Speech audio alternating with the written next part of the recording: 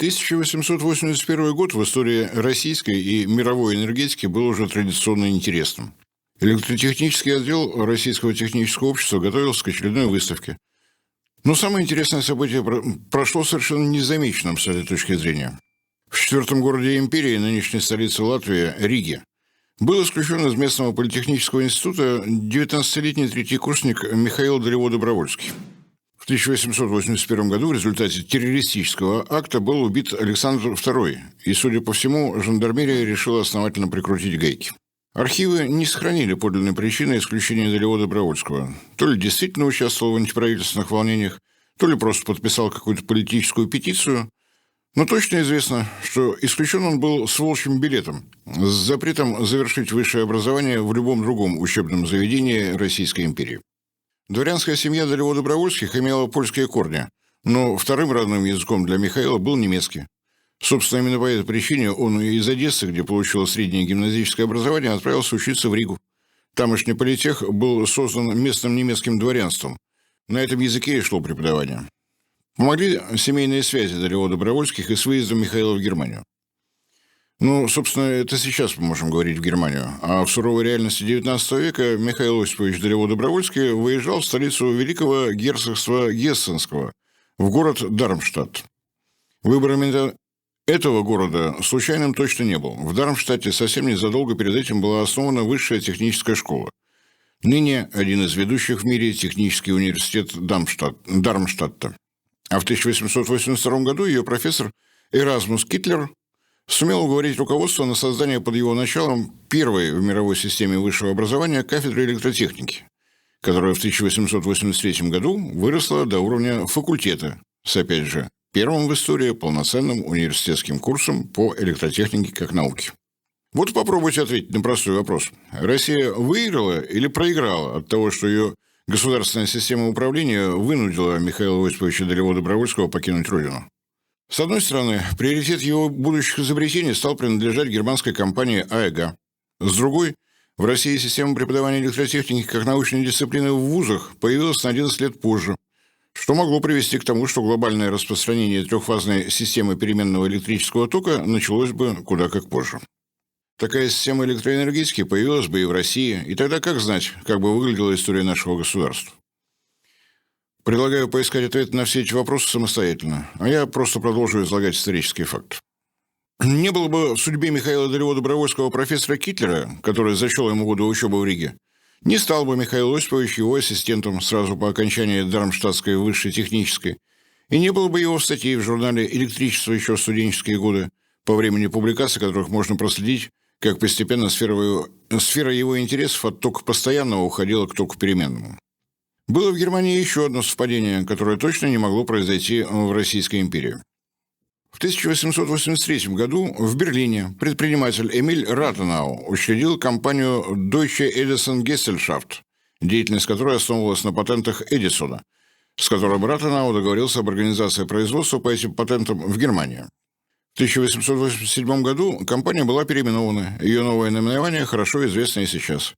АЭГ. Allgemeine Elektrizitätsgesellschaft, или, если угодно, Всеобщая электрическая компания. В январе 1887 года Китлер дал на имя Михаила Осиповича Долево-Добровольского рекомендательное письмо. Это мой наиболее способный ученик. Правда, письмо предназначалось для сименсов, но с этими братьями Михаила Осиповича, похоже, что-то не сложилось. И с весны 1887 года до конца своих дней Долево-Добровольский работал инженером от простого до главного только и исключительно в компании АЭГ. Эмиль Ратенау стал создателем технической производственной компании совершенно нового по тем временам типа. Братья Нобели, братья Сименсы, братья Вестингаузы, Томас Эдисон начинали именно как изобретатели и коммерциализировали на первых этапах деятельности своих компаний свои собственные изобретения. Ратенау изобретателем не был никогда. Его, пожалуй, можно считать первым продюсером ученых и изобретателем. Ну, или, если угодно, эффективным частным собственником, но безо всяких кавычек и иронии. В 1886 году Эмиль Ратенау сделал очень серьезную ставку именно на Михаила Долево-Добровольского. Причина этого неизвестна. Не оставил Ратенау после себя дневниковых записей.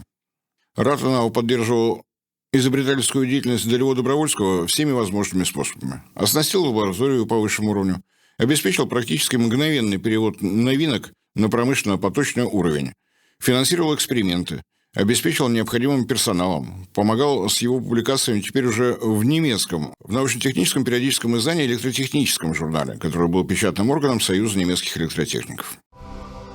Ратенау продолжал финансирование работы для его Добровольского и в те периоды, когда Михаил Осипович с головой уходил в сугубо теоретические работы, которые не приносили мгновенной прибыли. Нет, Ратенау ни в коем случае не был неким меценатом, но остается фактом. Им на долевого Добровольского была сделана очень серьезная ставка. Не отвлекал ученого-экспериментатора Ратенау и тогда, когда последний обратил пристальное внимание на разворачивавшуюся в Штатах ту самую войну токов между Теслой и Эдисоном, которую вполне удачно относительно недавно продемонстрировал кинематограф. Кинематографистам грешить против истины не запретишь, но мы с вами точно знаем, что победителем в этой войне токов стал Михаил Осипович Добровольский. Причем победил он просто с разгромным счетом. Не буду вдаваться в совсем уж технические подробности, но Тесла и Далево Добровольский на практике доказали полную правоту теоретических разработок Дмитрия Лачинова. Для передачи электрического тока на большие расстояния без потерь переменный ток предпочтительнее постоянного. Вот только Никола Тесла по каким-то причинам остановился на двухфазном токе. Видимо, сражения с Томасом Эдисоном отнимали слишком много времени и сил. А вот Далево Добровольский, которому ни с кем бороться не требовалось, приступил к изучению многофазных токов, постепенно сосредотачиваясь на трехфазном. Ну, оставим пока Далево Добровольского в Берлине. Пусть продолжает заниматься экспериментами, изучает теорию, публикует статьи и шаг за шагом идет к трехфазной революции. В первой передаче этого цикла мы уже видели, что в XIX веке научная работа по изучению свойств электрического тока, по поиску способов его применения в производстве, политических и географических границ по факту не имела. Еще одно подтверждение этого – судьба еще одного выдающегося русского ученого, изобретателя, организатора высшего образования и электроэнергетики – Карла Адольфовича Круга. В 1898 году Карл Круг окончил учебу в ИМТУ – Императорском Московском техническом училище, которое мы ныне знаем как МВТУ имени Баумана. Окончил настолько блистательно, что получил двухлетнюю стипендию для стажировки в Германии, в том самом высшем техническом училище Дармштадта и у того самого профессора Эразмуса Киттера. Для тех, кто не в курсе, именно Карл Круг по праву считается основателем Московской электротехнической школы. В Дармштадте Карл Адольфович учился и работал дольше 2 лет. Киттер готовил нового преподавателя электротехники с немецкой тщательностью и скрупулезностью. Вернувшись в Москву, Карл Круг преподавал в Альма-Матер. В 1905 году его усилиями на механическом факультете ИМТУ была открыта специализация по электротехнике и началась подготовка инженеров-энергетиков. Так что 1905 – это не только год Первой Российской революции, но и год основания Московской электротехнической школы. Докторскую диссертацию Карл Круг защитил в Дармштадте. Читаемый им в те годы курс «Техника переменных токов» лег в основу учебника «Основы электротехники», по которому студенты в СССР учились до начала 70-х годов прошлого века. В начале 1918 года Карл Круг сумел опубликовать монографию «Электрификация Центрально-промышленного района», обобщив опыт своей работы в электротехническом отделе управления Московского уполномоченного по топливу. С 1920 года Карл Адольфович Круг – член Государственной комиссии по разработке плана ГЛРО, в котором отвечал за электрификацию Центрального и Волжского районов. Создатель и директор Государственного экспериментального электротехнического института, который с 1927 года носит аббревиатуру ВЭИ – Всесоюзный, а теперь Всероссийский электротехнический институт. В 1930 году Карл Круг стал одним из инициаторов и создателей МЭИ – Московского энергетического института, в котором до 1952 года, то есть до конца своей жизни, заведовал кафедрой теоретических основ электротехники. Член-корреспондент Академии наук СССР с 1933 года, кавалер множества орденов и медалей, Карл Арбитрович своим жизненным опытом доказал, что российская и немецкая научная теория электротехники не только совместимы, но и вполне способны обеспечивать блестящие результаты. Если когда-нибудь господа германцы научатся работать с нами по-честному, конечно. В 1886 году в Петербургском технологическом институте появился новый первокурсник – 18-летний киевлянин Роберт Эдуардович Классон. Да, киевлянин, я ничего не путаю. В те годы Киев был чем угодно, но только не столицей некой независимой Украины. Судьба Роберта Классона настолько необычна, что я не могу удержаться от того, чтобы сказать хотя бы несколько слов о его семейной истории. Родился Роберт Классон в семье онемечившегося шведа, бывало в империи и такое, Эдуарда Эрнестовича, уроженца латвийского города Екаппилс, получившего образование медика в Дербском императорском университете, Юрьев, нынешнее название Тарту. Из прочих мелочей, магистерскую работу Эдуард Классон писал на родном ему немецком языке, который был вторым родным языком и для его старшего сына. В 1855 году Эдуард Классон переехал в Киев, где продолжил медицинское образование в университете, и где в 1863 году женился на Анне Вебер, немке, которая работала гувернанткой, обучая детей немецкому и французскому языкам. Просто фиксируем. Немецкий язык для Роберта Классона был вторым родным, что тоже имело значение, причем отнюдь не только для него. Первенец Классонов родился 12 февраля 1868 года. 3 годами позже в семье появилась дочь Элла. В 1891 году Элла там же, в Киеве, вышла замуж за юриста Петра Александрова, а в 1903 году у Роберта Классона родился племянник, чьим крестным отцом родной дядя и стал. Мальчика назвали Толей, а полное имя стало быть Анатолий Петрович Александров. Титулы перечислить? Трижды Герой социалистического труда, 4-кратный лауреат Сталинской премии, лауреат Ленинской и государственных премий, доктор физико-математических наук, президент Академии наук СССР с 1975 по 1986 годы. Ближайший соратник Игоря Курчатова, один из создателей нашего ядерного оружия, руководитель проектов атомных реакторов для подводных лодок и атомных ледоколов. Можно рассказывать и рассказывать. Но на сегодня вполне достаточно того, что был у Роберта Классона вот такой племяш, с которым, сразу скажу, дядя виделся нечасто. Санкт-Петербург с его бурной жизнью по сравнению с Киевом захватывал, завораживал. Институтские аудитории, соляный городок с открытыми лекциями Лощинова и Чекалева, с их демонстрациями самых новых электрических опытов, знакомство с десятками новых и новых людей. В технологическом институте электротехнику не преподавали, но это только подстегивало любознательность Роберта Классона, и его увлеченность была замечена Владимиром Чекалевым. Документальных свидетельств о том, как именно складывались отношения Владимира Николаевича и молодого студента, не осталось. Но в своих мемуарах Роберт Эдуардович с большой теплотой отзывался о Чекалеве как о своем учителе в профессии, которую студент осваивал вне своих институтских курсов. Но не менее увлеченно Классон окунулся и в другую часть студенческой жизни, в ту, в которую доступ профессорам не было. Годом позже Классона, в 1887 году, в технологический институт поступил Михаил Иванович Бруснев, в 1889 году создавший второй по хронологическому счету в России, именно в России, а не в Европе, марксистский кружок, который известен как группа Бруснева. Участником группы с момента ее основания был его однокурсник Лев Борисович Красин, который привел в нее и своего младшего брата Германа.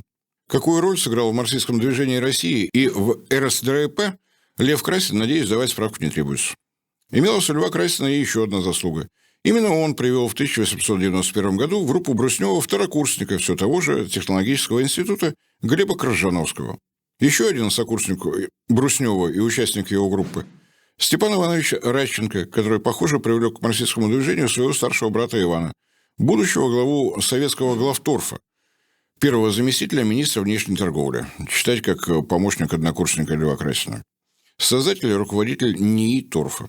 Документальных данных о времени вступления в группу Бруснева-Классона не осталось, но, судя по всему, Роберт с его свободным немецким стал для Михаила Бруснева настоящей находкой и достаточно быстро перешел из числа тех, кто слушал чтения по марксизму, в число тех, кто эти занятия вел. Судя по биографическим данным, Классон мог вести занятия и для Василия Васильевича Старкова, для кого-то он, конечно, один из создателей Союза борьбы за освобождение рабочего класса, соратник Владимира Ленина и далее по списку. Для сегодняшней статьи Василий Старков – директор электростанций в Баку и в Москве, построенных по проектам Роберта Классона в конце позапрошлого и в начале прошлого веков. После Октябрьской революции – заместитель торгпреда СССР в Германии, где отвечал за закупки и поставки оборудования, необходимого для реализации плана ГЛРО. Такая вот получилась марксистская группа, многие участники которой позже состоялись как энергетики, вносившие немалый вклад в развитие электроэнергетики как Российской империи, так и Советской России, а затем и Советского Союза. Не будет сильным преувеличением констатация факта. В Россию марксизм пришел на плечах студентов технологического института, многие из которых позже стали электроэнергетиками. Классон, Крыжановский, Радченко, Красин. Что касается Германа Красина, то речь идет о будущем член-корреспонденте Академии архитектуры СССР и главе Института сооружений. Из прочего примечательного стоит отметить то, что в 1890 году слушательницей занятий под руководством Роберта Классона стала студентка бестужевских курсов Надежда Крупская. Братья Красина и Радченко, Классон и Крыжановский, Старков и Крупская. Кадровый успех Бруснева крайне занимателен. Что касается судьбы самого Михаила Бруснева, то очень коротко. 1891 год получил диплом Санкт-Петербургского технологического, уехал в Москву. 1894 год – арест, 4 года следствия, 10 лет ссылки в Якутию. Никаких побегов из нее. Напротив, участие в русской полярной экспедиции, исследование бухты Тикси, где один из островов назван его именем.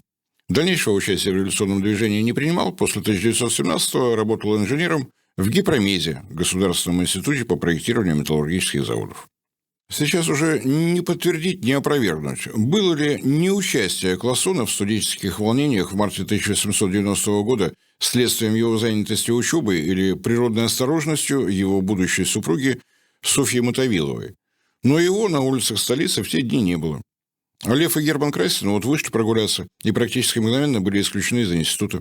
А Роберт Классон в мае того же 1891-го защитил диплом и получил звание инженера-технолога. Предоставляются Классону все права и преимущества законами Российской империи с званием инженера-технолога соединяемые. Так уж сложилось, что в это время Классону повезло, причем повезло по-крупному.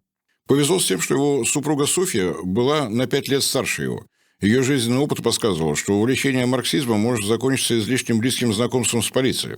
Несмотря на все нагрузки, которые добровольно намотал на себя студент Классон, успехи в учебе у него были весьма высокие, что объективно оценивал директор технологического института Николай Павлович Ильин, который был хорошо знаком с английским предпринимателем Уильямом Линдлеем, компания которого выполняла для института ряд работ, связанных с модернизацией системы водоснабжения и канализации. Ильин и рекомендовал Линдлею необходимого тому специалиста, который был бы способен помочь с расширением деятельности Линдлея в Германии. Требований было 2 – образование и, разумеется, немецкий язык. Под то и другое Роберт Классон подходил идеально. А его самого убедить в том, что выезд на год-другой из России пойдет на пользу, Софья Мотовилова смогла в считанные дни. Супруга была права на все 100%. Как раз с 1891 по 1893 годы царская охранная полиция окончательно разгромила кружок Бруснева. Уже в июне 1891 года молодая семья Классонов оказалась в Германии, причем не где-нибудь, а в славном городе Франкфурт на Майне, где 16 мая открылась Всемирная электротехническая выставка, которая шла до второй половины октября того же года. Стандартное описание этой выставки укладывается в пару фраз. Далево Добровольский продемонстрировал передачу электроэнергии на рекордное по тем временам расстояние, используя трехфазный переменный ток. С этого момента началось триумфальное развитие переменного тока в одной стране за другой. Иногда даже вспоминают, что электроэнергия в выставочный павильон подавалась с ГЭС на реке Никар, близ местечка Лауфен, расстояние от которого до Франкфурта на Майне составляет 175 километров. Хорошее описание, реалистичное. Вот Далево Добровольский наматывает обмотки генератора и трансформатора на ГЭС. Вот он вкапывает в землю опоры линии электропередач, а вот уже развешивает электрические лампочки в павильоне на выставке. Извините, но это похоже на что-то реальное.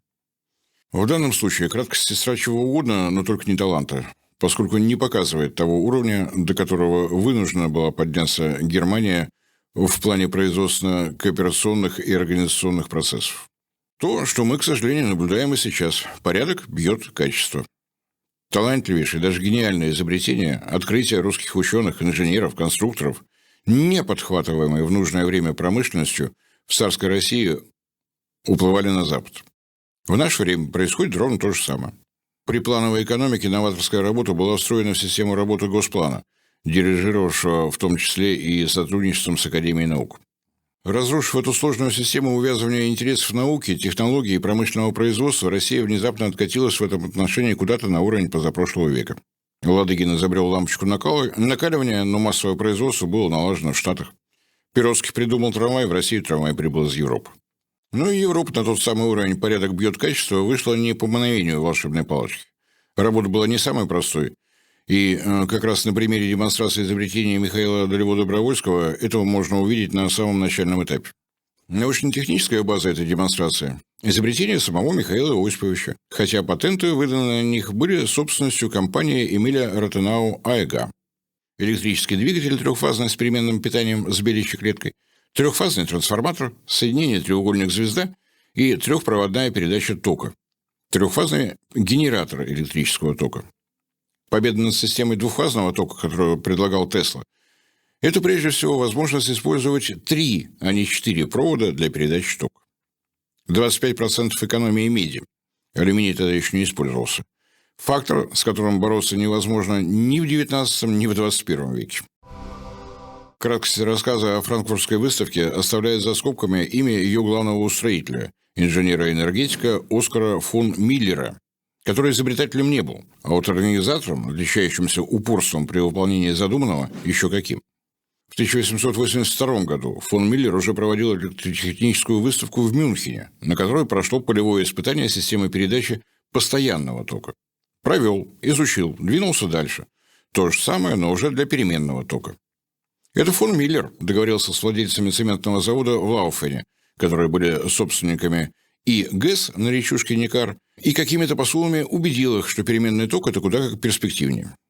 Без этой договоренности ничего бы не получилось. Эта договоренность поставила конкретные задачи перед Долево-Добровольским.